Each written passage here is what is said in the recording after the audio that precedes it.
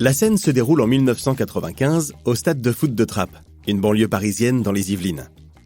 Nous sommes à 30 km au sud-est de Paris, près de Versailles. Aujourd'hui, c'est jour de match et deux jeunes équipes se rencontrent. Les adolescents, footballeurs d'un jour, viennent des grands immeubles HLM qui côtoient le stade. Leur cité n'est pas vraiment ce qu'on voit au journal télévisé. La drogue, la peur, les bastons, non. Pour eux, la cité des Merisiers, c'est la cité de la joie. Ici, on rigole et on joue au foot. Ils sont presque tous issus de l'immigration. 72 nationalités se côtoient. Dans le public du match, Jamel Debbouze est venu voir ses potes. Jamel, c'est déjà une petite star à Trappes. Il a une chronique sur Radio Nova, il connaît des gens, il a même déjà rencontré Smaïn. Et il a beau connaître le succès, partir souvent pour la capitale, gagner de l'argent, il revient toujours à ses proches, ses amis, sa famille et sa ville. L'équipe de Trappes marque un but, c'est l'effervescence. Tout le monde connaît celui qui a marqué, c'est Omar. Omar qui fait le tour du terrain pendant de longues minutes, en chantant, dansant et en imitant un joueur africain. Le spectacle dure et la foule est hilar. Le match s'arrête puisque plus personne ne peut jouer, tout le monde pleure de rire. Jamel connaît bien Omar, c'est un ami de son petit frère. Ils ont 3 ans d'écart. D'habitude, il est calme, plutôt réservé, sans histoire, bon élève. Mais ce jour-là, quelque chose se passe. Il ne l'a jamais vu aussi drôle. Du haut de ses 16 ans, le jeune garçon déchaîne les rires d'une centaine de personnes. Alors quand Jamel croise Omar, encore lycéen à la fin du match, il lui demande « Tu connais Radio Nova ?» Podcast Story. Le 20 janvier 1978, Omar Sy naît à Trappes. Son père, Demba Sy, est arrivé de Dakar en 1962. L'idée était simple, faire un peu d'argent en France pour s'acheter des outils de tissage et retourner au Sénégal pour y ouvrir son atelier.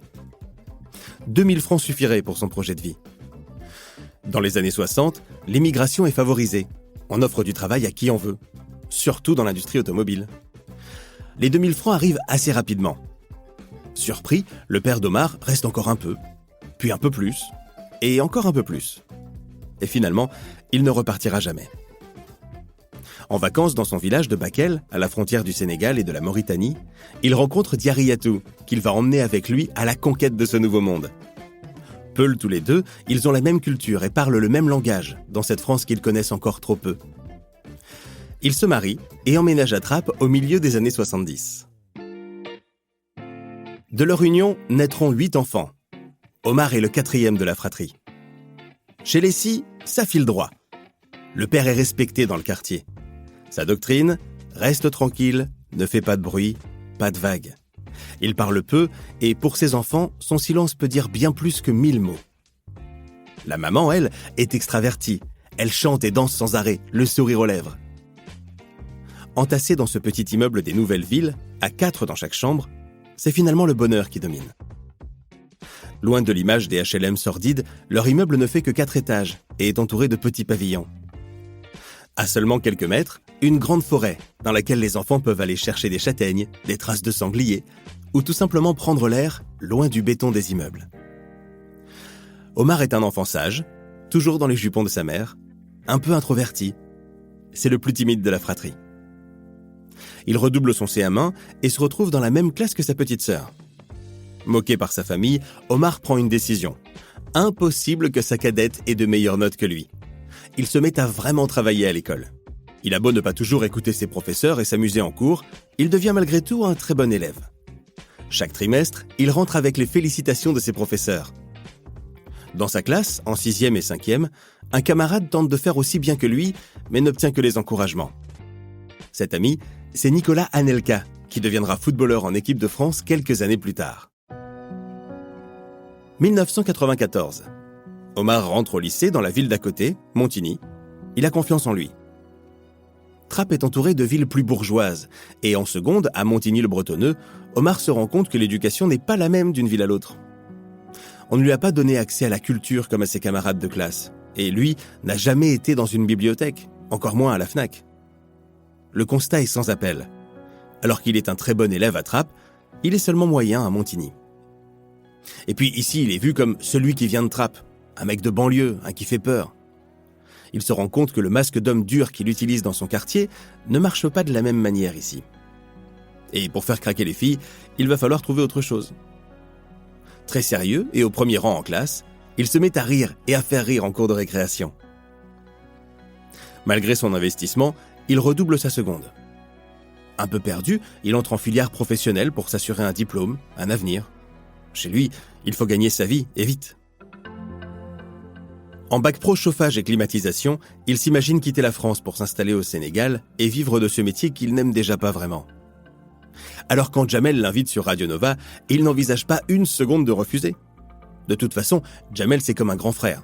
S'il dit quelque chose, on l'écoute et on fait ce qu'il dit. Jamel a besoin de 2 invités ce jour-là pour enregistrer le pilote de sa nouvelle émission.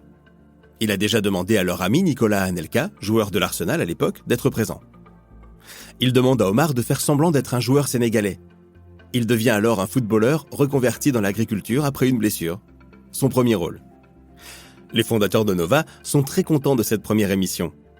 Le lendemain, Jamel leur explique qu'Omar n'est pas vraiment un joueur de foot. Plein de confiance pour son jeune ami, il assume. Il est comédien et il cherche du travail. Omar est invité à revenir quand il veut dans l'émission en tant que faux auditeur. Alors, souvent, après ou à la place des cours de première, il vient s'amuser devant le micro de Radio Nova. À Nova, il rencontre une nouvelle génération d'humoristes. Vincent Dezania, Michael Youn, Eric, Ramzy et Fred Testo. Dans un premier temps, il se rapproche de Vincent. Ils sont plus discrets, plus timides. Michael et Fred, eux, sont extravertis et poussent les sketchs toujours plus loin. Quand Jamel quitte Nova pour Canal+ et son cinéma de Jamel, il embarque Omar pour faire des apparitions. Fred est là lui aussi. Le festival de Cannes arrive. Omar est en terminale. Il a déjà presque 20 ans. Le bac approche, mais Jamel l'invite à Cannes. J'ai le budget pour une personne. Alors si tu veux venir avec Fred, vous partagez tout. La chambre, le scooter, la bouffe et le salaire. Bien sûr, ils acceptent. Mais consciencieux, Omar prend son sac d'école avec lui pour réviser son bac. Ses grands frères n'ont pas de diplôme. Il veut en offrir un à ses parents. Il sait qu'il en est capable. À Cannes, il découvre le monde de la télé. Il fait rire. Et puis, les paillettes, c'est grisant, excitant. Surtout quand on a 20 ans. On lui offre tout sur un plateau. Avec son badge Canal+, et accompagné de Jamel, on le laisse entrer partout et tout est gratuit. Avec Fred, ils s'amusent et deviennent de plus en plus complices. Les gens les voient comme un duo avant même qu'ils décident d'en former un. Mais Omar reste lucide. Ce n'est qu'une parenthèse dorée avant de retourner à sa vie, à son bac, à son chauffage, sa climatisation. Sauf qu'en étant en plateau la journée, en soirée la nuit, le sac reste fermé. Il rate son bac, à quelques points près. Le retour à la réalité est difficile. Rater son bac, c'est une claque. Il affronte la déception de ses parents et leur incompréhension quand il leur explique qu'il va faire de la télévision. Ça a beau être Canal+, les parents d'Omar sont inquiets. Et chaque année, ils lui demandent « Alors, ça y est, tu arrêtes ? Tu vas faire un vrai métier ?» L'an 2000 arrive et Omar est engagé pour tourner un clip chez une jeune fille. Quand la porte de l'appartement s'ouvre, il tombe nez à nez avec la colocataire, Hélène. Immédiatement, il se noie dans ses grands yeux bleus. Leur rencontre dure 3 secondes, mais pour Omar, c'est une éternité. C'est comme s'ils se connaissaient déjà, dans un autre monde, une autre vie. Ils passent la nuit à discuter. Et au petit matin, c'est limpide, ils s'aiment. Omar gagne un peu d'argent à Canal+, mais vit encore chez ses parents et partage toujours une chambre avec ses 3 frères. Il est temps de quitter le cocon familial pour s'installer avec Hélène. Hélène, c'est l'amour de sa vie, mais aussi son manager, son rock, son garde-fou. Quoi qu'il arrive, elle est là pour le ramener sur terre quand il tend à s'envoler un peu. Ils se marient en 2007, mais depuis quelques années, Omar a une coépouse, comme ils aiment à l'appeler. C'est Fred Testo, avec qui ils enchaînent les programmes courts de Canal+. VIP Room, le Visiophone, et puis en 2003, le SAV des émissions. C'est Bertrand Delair, l'auteur du duo, qui a cette idée incongrue. Appliquer les règles d'un service après-vente pour les émissions de télévision. Le concept ira beaucoup plus loin et nous fera rencontrer des personnages truculents. François le Français, Super Connard, Tata Simone, le chanteur Doudou, Jean Bloguin, humoriste, et puis le célèbre « Bah alors, tu viens plus aux soirées ?» Tout d'abord intégrés à l'émission 20h10 pétante de Stéphane Bern en 2005, les 2 amis deviendront des incontournables de Canal+ et de son grand journal. Le rendez-vous du SAV offre des pics d'audience à l'émission de Michel Denisot jusqu'à son arrêt en 2012. 7 ans de pastilles quotidiennes ont permis à Omar et Fred de devenir les meilleurs amis des Français. Mais en 2002, en parallèle de ses apparitions quotidiennes à la télé, Omar a fait une nouvelle rencontre déterminante. 2 jeunes réalisateurs lui proposent de participer à un court-métrage intitulé « Ces jours heureux ». Omar accepte, mais tout en prévenant le duo qu'il n'est pas comédien. On lui répond « Ça tombe bien, on n'est pas réalisateur ». Et c'est vrai, Olivier Nakache et Éric Toledano n'en sont qu'à leur tout début. Ce film, c'est seulement leur 3e court-métrage. Et pourtant, c'est lui qui va ouvrir à Omar les portes du cinéma. D'abord en animateur de colonie de vacances en 2006 avec Nos jours heureux, aux côtés de Jean-Paul Rouve, puis en docteur dans Tellement proche en 2009. Et en 2011, le film qui a tout changé, Intouchable. Le duo de réalisateurs écrit ce scénario pour Omar Sy. Mais pour que le film trouve ses producteurs et son public, il leur faut un grand nom à côté de celui d'Omar, qui n'est pour le moment que le petit comique de Canal+. Daniel Auteuil est un temps approché, et c'est finalement François Cluzet qui participera à cette folle aventure. Le premier mois d'exploitation du film, chaque séance de chaque cinéma de chaque ville affiche complet. Le film est un énorme carton, détrônant Astérix, Mission Cléopâtre ou encore La Grande Vadrouille. En France, il se classe 3e des films les plus vus de l'histoire, juste derrière Bienvenue chez les Ch'tis et Titanic. À l'étranger, Intouchable va devenir le plus gros succès français de tous les temps avec 344 millions de dollars de recettes. Pourtant, lors de sa sortie en 2011, la critique est pour le moins partagée.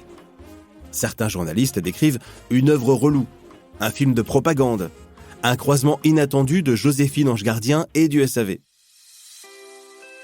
Mais l'immense sourire d'Omar conquiert le cœur des spectateurs et il devient l'une des personnalités préférées des Français.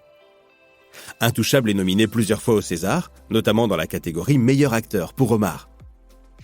Très heureux de cette reconnaissance, il ne croit pas une seconde repartir avec le trophée face à son collègue François Cluzet ou encore Jean Dujardin, grand favori pour The Artist cette année-là. Et pourtant, à 23h30, c'est son nom que lit Nicole Garcia en ouvrant l'enveloppe.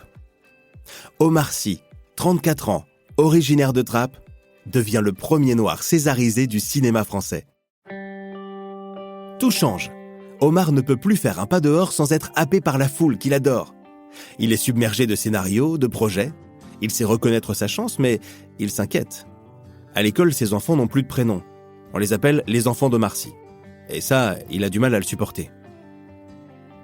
Omar décide de prendre une année sabbatique et d'emmener sa famille loin du tumulte, pour être ensemble à nouveau.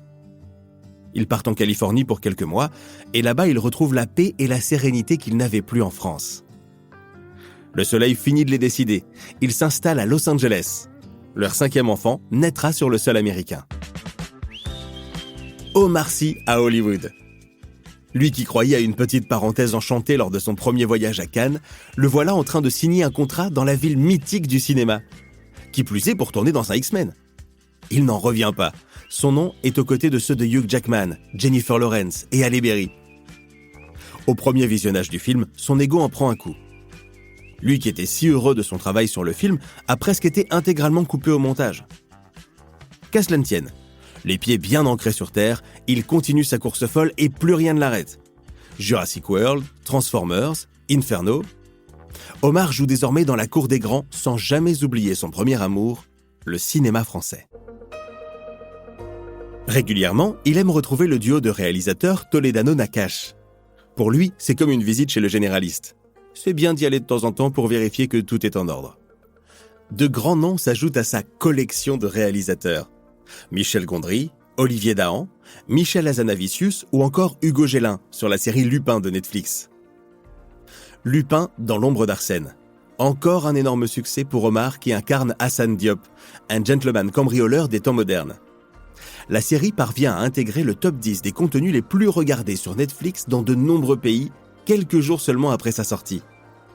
Selon des estimations de la plateforme, elle pourrait même être le plus gros succès non anglophone en étant visionnée près de 70 millions de fois 28 jours après sa sortie.